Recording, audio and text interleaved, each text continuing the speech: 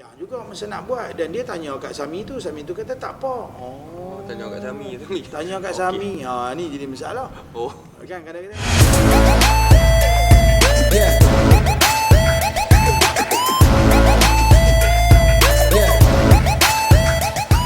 Okey, yang berikutnya adalah mempercayai cakapan dan tilikan dukun-dukun. Percaya sangatlah. Dukun ni kata macam ni. Oh, percaya, respect, tak ketahuan punca. Dengar boleh lah. Dengar boleh kan, merepek lah banyak kan. Jadi dia kadang-kadang dakwaan pelik-pelik. Kan dia buat tilik lah asap ni macam 74 belalang lah. Ni. Jadi dia percaya.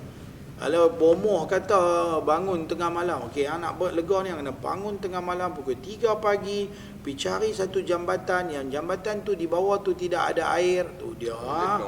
Mampu jenuh cari flyover ada pun.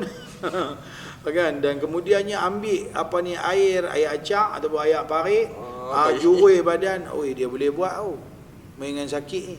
Tapi pergi jumpa ustaz-ustaz duk baca kitab kata apa? Okey, bangun pukul 3 pagi, ayat semayang, doa munajat, menangis-menangis pada Allah. Haram tak buat. Orang kita lagi suka benda-benda hak pelik. Saya pun pernah berubat dulu. Dia berubat. Habis dia baca habis tu dia habis. Lepas ni nak buat apa? Mayang, ambil semayang, keluar rumah ambil semayang, masuk rumah ambil semayang, selawat, yang tu lah. Memang itulah kita punya amalan. Kita ni kadang-kadang lalai benda-benda lagu tu. Itu mungkin kita diganggu oleh syaitan, sihir dan sebagainya. Jadi kita kena kembali balik lah. Kembali ke pangkal jalan balik. Itu je dia punya jawapan dia. Okey, berhati-hati. Jadi kena banyak bertanya sama ada benda tu betul ataupun tidak. Ini yang ketujuh. Bercakap dengan cakapan yang tidak ada asal usul dalam Islam. Seperti tabik tok nenek ke, tok anak cucu tumpang lalu, anak cucu tumpang, benda-benda ni hidup mengaku jin jadi tok ang pula, kan, jadi masalah pula kan. Tok ada tak cukup mengaku jin jadi tok kita, tok mai kat mana tahu kan. Kemudian mencompang minta simpang lah malaikat 44. Mana ada malaikat 44, berjuta malaikat lagi banyak ada manusia. Kira kok mana jadi 44 tu? Abang saya mai. Selalu dengar. Dia selalu dengar. Awak lah minta simpang lah malaikat 44. Dah saya nak tanya, malaikat apa yang 44 yang kita duk belajar? Jibril, Israfil, Izrail, Mikail, Munkar, Nakir, Ridwan, Malik, Raqib, Atid. Malik Zabaniyah tu lah, Malik tu menjaga pintu neraka. 10 yang wajib kita beriman. Yang 44 ni kira kok benar lagi tau. Nak kira mana? Nak kira malaikat jaga mana lagi jaga. Saya pun tak tahu dia pun kira. Saya pun duk cari ke. Yalah kalau saya tak betul bagi tahu saya kira kok mana jadi 44 saya nak tahu. Macam orang tua-tua pun dia kata, ni kalau nak kena pantang ni 44 hari. Bini ni dah habis dah haid, nifas dah. 30 hari dah habis dah. Duk kalut apa sampai 44. Tok laki dia duk cakap habis dah dinding-dinding semua. Kan? Bunyi pun macam pelik dah duk nyau-nyau. Ni contoh. Nampak macam mana? Ada pun satu tu ya. Dah lah sebulan baru pula menikah.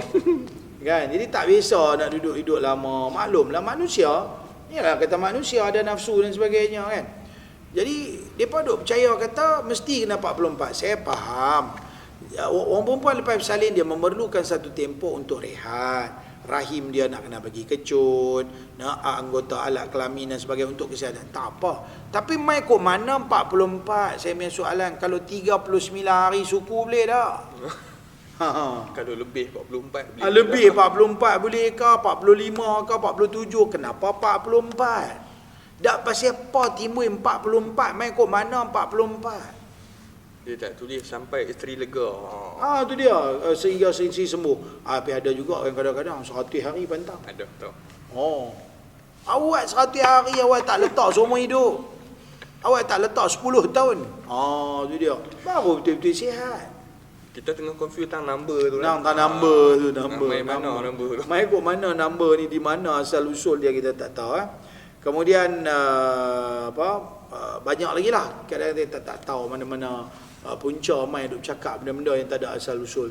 Kan? Benda-benda ni sebab tu Islam kata apa? Min husni islamil mar'i tarkuhu ma la ya'ni, daripada keelokan kecantikan Islam yang ada pada seseorang meninggalkan perkara yang tidak ada faedah. Tak ada faedah. Percaya ni main mana cakap ni, apa benda maksud ni, kita pun tak faham, tak payah buat lah. Kadang-kadang boleh kita tanya lagi apa benda tu.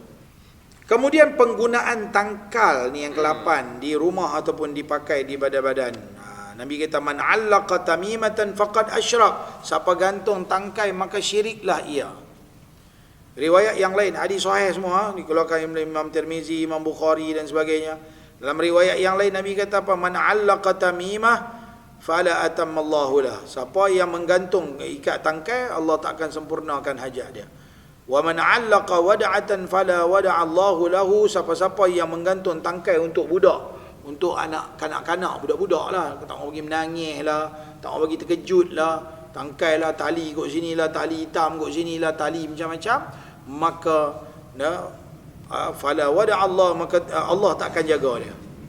Tapi bab tangkai ni, bila kita cakap benda tu tak betul, ramai duk petikai kata ilmu Allah ni luas.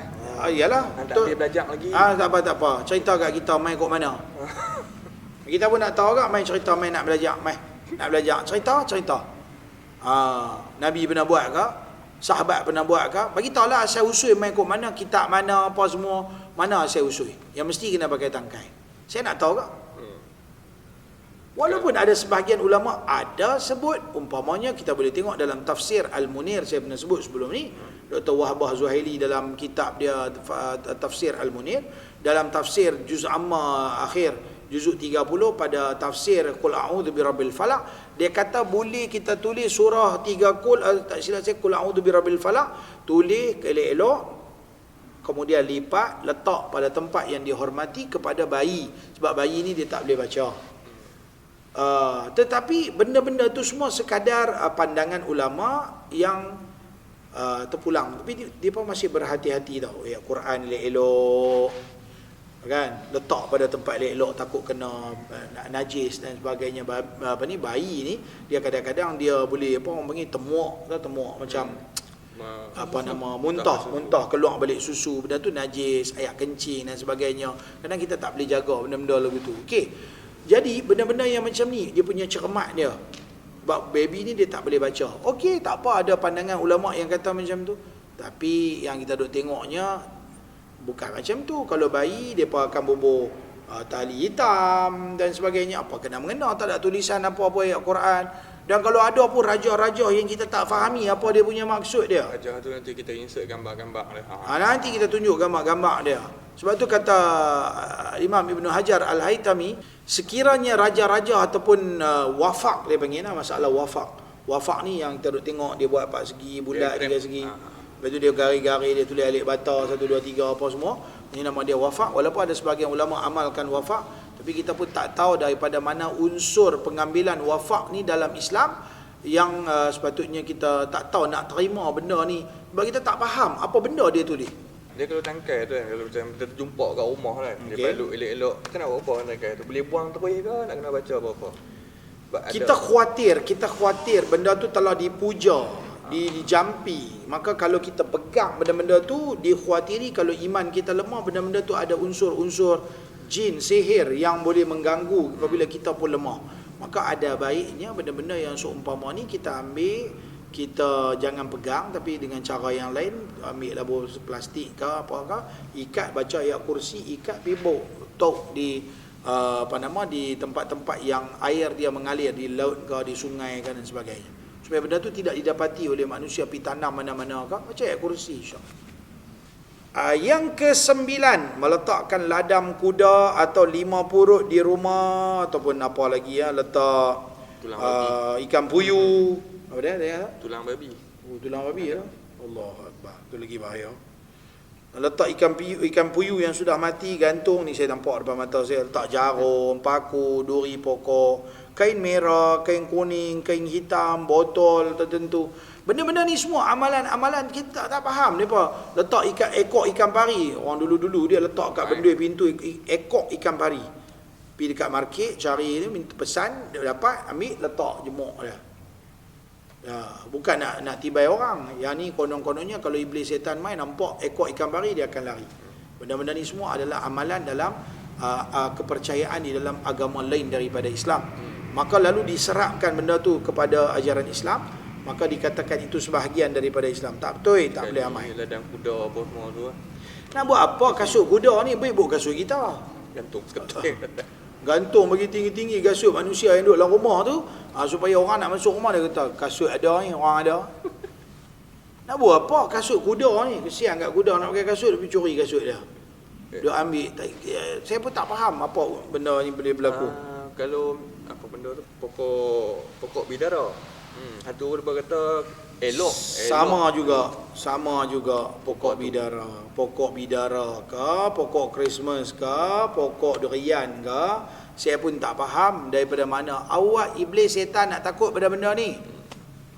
Apa bukti? Kita duduk dalam dunia ilmu, apa dalil yang membuktikan? Kenapa depa kata kalau nak berubat kena guna lada hitam? Ambil lada hitam, boh tiap kuku tekan. Woi, aku pun melompat lagu tu. Betul tak? Ambil pen semua bubuh celah jari. Kalau orang tu histeria, buh ini satu, pen pensel, lepas tu kepik jari ni semua. Woi, patah jari orang woi, sakit. Dia kata nak sakit dia sakit. Ada jin ni. Oh pula dah. Ada orang pula dia kata apa? Ni mak kita kepik lagu ni, dia tak sedar ni memang ada jin. Pula dah. Kok mana saya tak faham, macam mana dia boleh kata ada jin?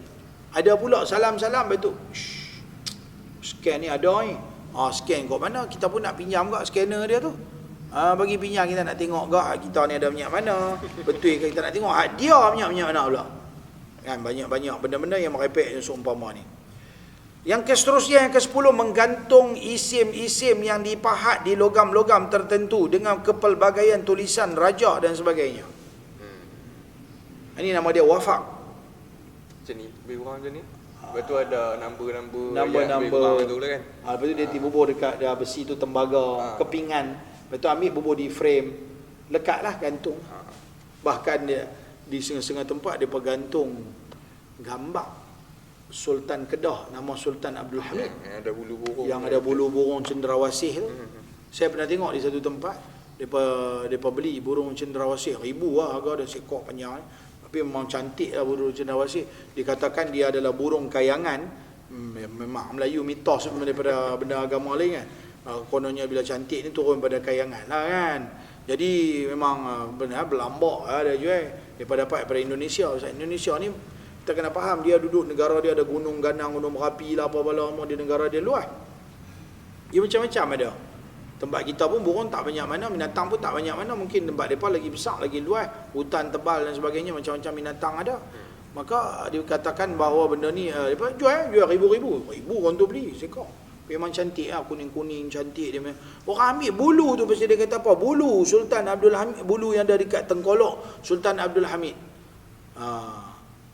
Tapi yang sebenarnya Sultan Abdul Hamid ini dikaitkan dengan wali Allah. Setengah ulama kata, setengah tuan guru kata Sultan Abdul Hamid ni hebat, orang dahsyat.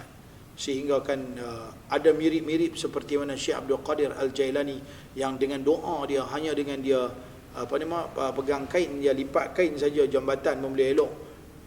Sampai lagu tu lah dikatakan kalau di Kedah sempadan Penang ada jambatan apa tak yang kata jambatan Merdeka ke, saya tak ingatlah, ada sejarah yang menyebutkan tentang Sultan Abdul Hamid. Tuan-tuan boleh rujuk kembali.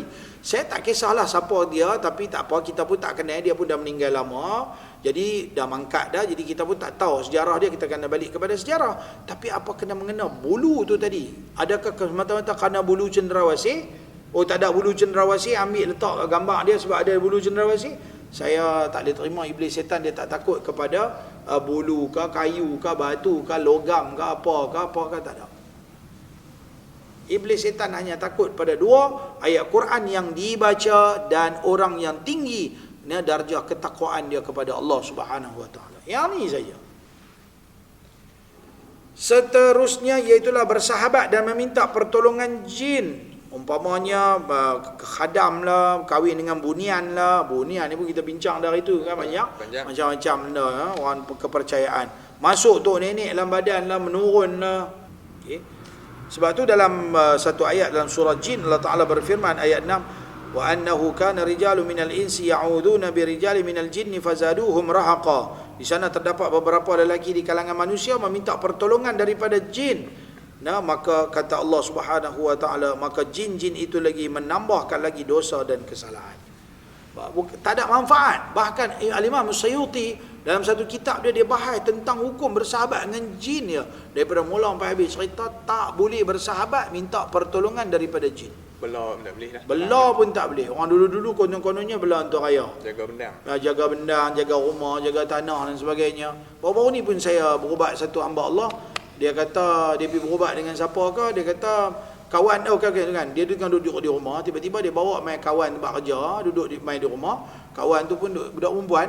Dan kemudian dia kata ni, awak nampak pelik di rumah hang. Lepas dah balik pergi tempat kerja, itu kata awak ni anduk kata rumah aku pelik. Dah aku nampak di rumah hang ada hantu raya. Tu saya kata dia pi tanya kat dia, ni hantu raya hang punya ke? Pasal apa? Hang punya je abang hang boleh nampak. Sebab kami semua tak nampak. Dan nak tanya agak, tolong saya abang hantu raya tu macam mana? Saya faham raya tu makna besar. Anak cerita besar. Dia kata dak dia telur dia besar. Pandai-pandai. Kan? Orang kena hernia pun telur besar ke? Tu hernia pasang surut. Lepas tu jadi hantu raya dia kan. Hantu raya mini. Hantu usus keluar kat bawah je tak. Tolonglah tuan-tuan. Berfikirlah dengan rasional. Berfikirlah dengan ilmu, dengan iman. Bukan hanya percaya dengan cakapan-cakapan dongeng yang tak ada asal usulnya dalam Islam. Okey, seterusnya beramal dengan ilmu pengasih. Aiman kahwin dulu ada jambi-jambi pengasih tak? Tak ada, bismillah jalan. Ai. Bismillah. Setu enggak ah? Jenuh mengorak. Jenuh bismillah. Jenuh bismillah, jenuh doa, jenuh macam-macam. Jampi juga tapi dia bagi ayat-ayat cinta. Alah, ni ke ya Allah macam-macam punya puja, ambil benda gantung tapi bahaya. Saya nak abang kadang-kadang apabila orang sebab tu orang dulu pakaian-pakaian dalam ni semua yang berbau badan kita, badan-badan cebisan daripada tubuh badan, rambut, kuku dan sebagainya, orang takkan buang ikut dan orang tanam. Faham tak? Dan nak tanam kuku pula punya khurafatnya masyarakat kita ni, dia pergi tanam pula, dia kata kena tanam kat bawah pokok pisang. Bau sejuk. Tanam rambut kat situ. Kalau tanam kat tepi jalan panas kepala. Berasa. Jadi macam jambatan bakar orang ni panas-panas. Tengah jalan kepala rosak dia apa? Rambut dalam jalan. Dulu kecil-kecil dulu tanam rambut tepi jalan. Memang panas kan. Merepek, tak ada asal usulnya dalam Islam. Memang kuku dengan rambut kita kena tanam tu. Kena tanam. Nabi pernah kata, tanamlah kuku, takutlah bahawa kamu akan disihirkan dengan menanam kuku-kuku kamu. Benda daripada tubuh badan kita, orang boleh buat sihir. Kena tak kena, Allah Ta'ala punya kerja. Kita iman kuat, benteng kita kuat, insya-Allah tak kena.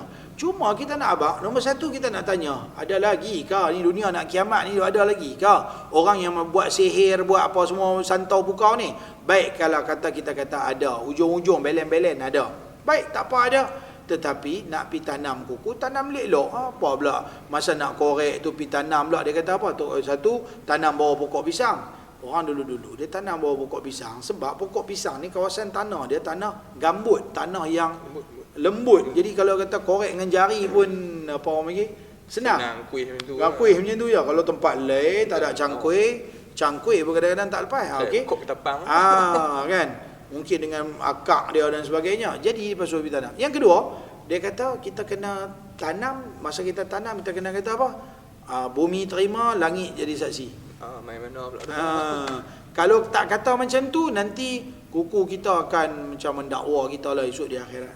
Dakwa pula dah, awak pula buat salah apa, pergi potong, lepas tu nak belah kuku pergi panjang-panjang. Macam yang belit-belit tu. Apa nama yang masuk jenis world, jenis rekod tu, apa yang kuku berbelit-belit kan. Tu dia jenuh lah Iman. Kalau kata bini kuku panjang lagu tu, nak jalan senang ya. Pergi jalan mana-mana pegang kuku je, tak pegang tangan. Bini semita je. Bini semita je. Tu dia. Mai ikut abang jalan. Ayah Cik Siti. Malah dia main merepek lah. Okey, pegang kuku jalan, tarik. Tak, saya pun tak faham kenapa nak buat benda-benda yang tak ada faedah macam tu. Okey. Tapi orang dulu banyak benda yang mereka buat betulnya ikut Islam, tapi tak tahu celah mana dia terconvert jadi benda ni. Ya, puncanya kerana tak mengaji. Mungkin kita katakan satu ketika dulu benda-benda tu tok guru buat. Betul. Tok guru buat. Saya bagi contoh macam mana mayat. Mungkin zaman dulu kita belajar dalam kitab, kalau mayat ni bila kita masa sebelum kita bagi mandi kapan apa, letak satu benda yang berat. Dalam kitab dia kata seberat 80 mithqal ataupun 100 mithqal. Ala dalam 100 gram, 200 gram, macam handphone lah punya berat ataupun berat sikit lagi. Carilah satu benda letak macam gunting ke apa ke, letak kacik. Dulu-dulu orang dalam rumah mesti ada kacik pinang. Dengan dia punya apa tapak sirih tu, dia ada semua, dia ada kacik. Nampak dia lebih berat sikit, lepas letak atas perut. Letak tutup dengan kain lah. Tujuan dia tak bagi perut kembung. Yang di perut kembung ni orang kata apa ni mayat ni perut kembung kan. Jadi ada angin dalam perut manusia, bila kita mati ada najis, maka dia akan jadi gas. Bila gas ni perut akan jadi kembung. Bila kembung ni kita letak satu benda supaya dia tak naik tinggi. Tapi yang mai generasi demi generasi bukan takat letak di perut, dah mula letak dekat ujung kepala, tak ada kena mengena. Dia kata apa, biar letak gunting lah, kacik tak ada, kita letak gunting ataupun pisau. Kalau iblis setan main nak kacau si mayat tu, nanti ada pisau ujung kepala, dia ingat dia lawan balik lah.